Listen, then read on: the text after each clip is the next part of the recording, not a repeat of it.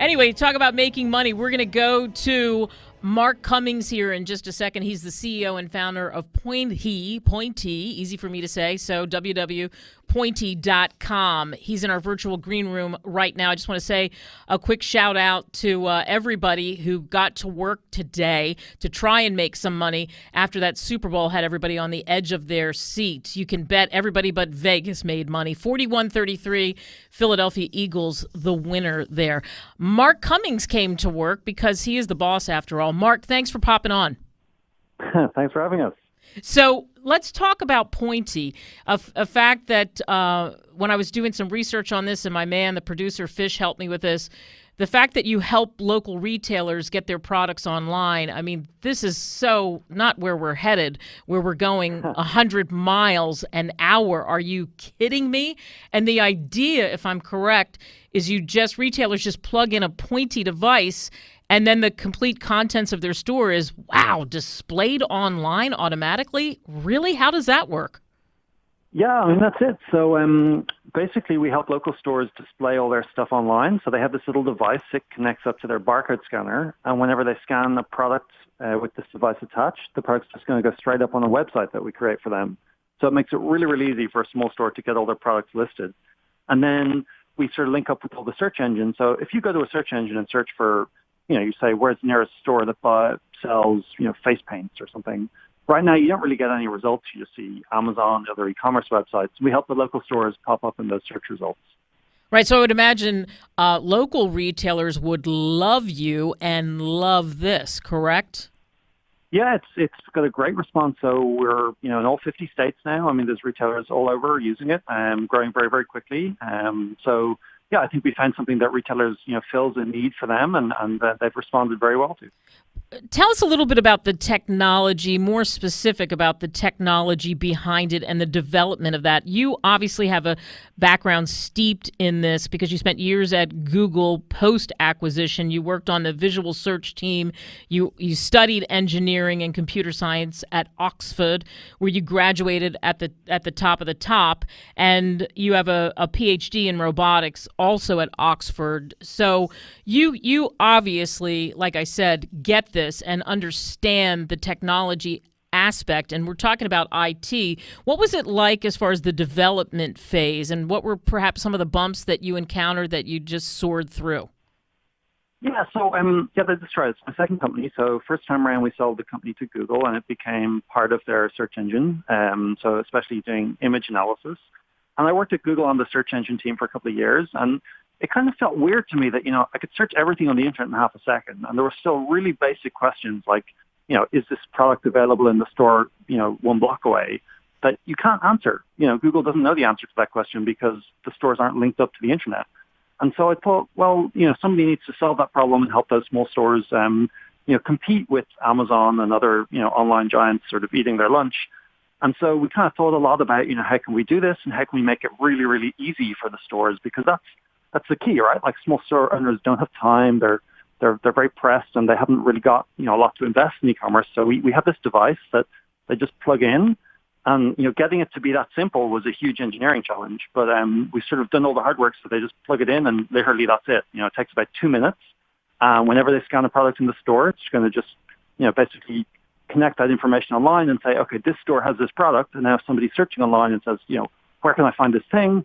Where can I find face paint, or where can I find, a particular craft beer or whatever? Those stores are now are going to more likely appear in the search results and bring in, local consumers. So they don't have to do e-commerce. It's about driving foot traffic to the store, which, suits a lot of local retailers because that's how they're set up. That's their advantage. They're convenient and close. You don't have to wait for it to come in the mail, etc. Yeah, and you talk about that bricks and mortar. We've heard the death of the bricks and mortar stores, retail apocalypse, if you will. And I know you have some great numbers on that. So is the tale of woe false? To be honest, it is a bit. Like 91% of commerce in the U.S. still takes place in brick and mortar stores. And, some segments are struggling, like department stores and apparel, like the malls. Those ones are definitely in trouble. But there's other store segments that are growing, and overall retail is still growing in the U.S. And so I think the media likes a doom and gloom story. But the truth is, like, brick and mortar retailers are relatively healthy. Right. So being able to get them online, being able to get that product there fast makes a huge difference. And like you said, if they're in the neighborhood, they can just run down if they want, et cetera. And do you see this as, how would Amazon, for example, view this? Different lane? Yeah, I guess, we are kind of competing with we're complementary in a sense, right? If you want to buy a product locally, it might be more convenient. You want to touch it. You might want to talk to somebody. It's not necessarily the same as something you want to do as an e-commerce purchase. It's just that the information has always been missing, right? It hasn't been very easy to find out where obscure products are available locally. And so we're just kind of filling a gap that just wasn't possible before. For you, and we're speaking with Mark Cummins, he's the co-founder of Pointy. So for you, Mark, what's the most exciting part about this whole thing? It's very nice to see local retailers just sort of get a boost. I mean, they get beat up on a lot. And, so we price this pretty low. We make it very, very simple for them. So, to see a retailer where they can just, we post them out the device, they plug it in, and suddenly they get a lift in their business. That's very satisfying. Yeah. And have you gotten that reaction? I can imagine, as you said, you're in all 50 states, and it is about the customer. So you want to keep the customer happy. What are they saying to you? Yeah, I mean, we get these great stories. Retailers write back and they say, somebody drove, 20 miles to get this product that they really wanted to get, or they plugged in the device and they started getting, hundreds of phone calls for some obscure toy they had that was difficult to find. And, that's really nice when you make that very tangible impact on someone's business. Yeah. Where do you see this going? So if you were to forecast the future for Pointy for us, what do you see in the future? I mean, we're obviously very ambitious for it. I mean, we kind of think that, we can really help a significant number of all the local retailers in the country. So there's about 1 million retailers in the U.S., and we think, a significant fraction of them can benefit from Pointy. So that's where we hope to go. Yeah, wow. And I'd be remiss not to ask you this, to wind the clock back to the beginning of the interview, because I brushed over it, but your connection to Google, obviously huge. What was it like being the first person in the UK to sell a company to Google? It was a sort of surreal experience, I have to say. I was still in college at the time, or I left college about 1 year. So the company was pretty young, and it was a roller coaster ride. And yeah, it was pretty intense experience. So were you like a rock star? Like, okay, there's Kate Middleton in the Royals, but then when you go to a party, you're the second most popular guy there? No, not in that league. Funny. When you developed this and then eventually Google made the offer, and of course in the IT space, everybody knows, we know the heavy hitters, et cetera, and that certainly popped your name out immediately. When I saw that you were coming on today, I was excited because I had heard your name and I had read about you. So that connection to Google certainly does help Pointy, doesn't it? Yeah, I mean, I think it sort of says that, a lot of people make claims, and I think we have the technical team really to back up and deliver on what we promise, Yeah. We have 30 seconds left, and my question is, this is kind of my curveball question, Mark. What keeps you up at night? That's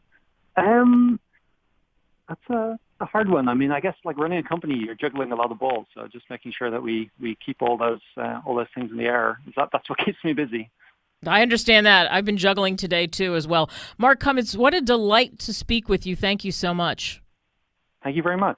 All right, so Mark Cummins is the co-founder of Pointy, and I mentioned it at the top because I wanted to make sure you had access to the website. It's very cool. Pointy.com is the website, and wow, what a background he has. Absolutely incredible. Coming up next on CEO Money, we're going to chat with Ed Baxter, of course, as we do each and every day here. He usually does it with but he gets me today on the private equity spot. CEO Money.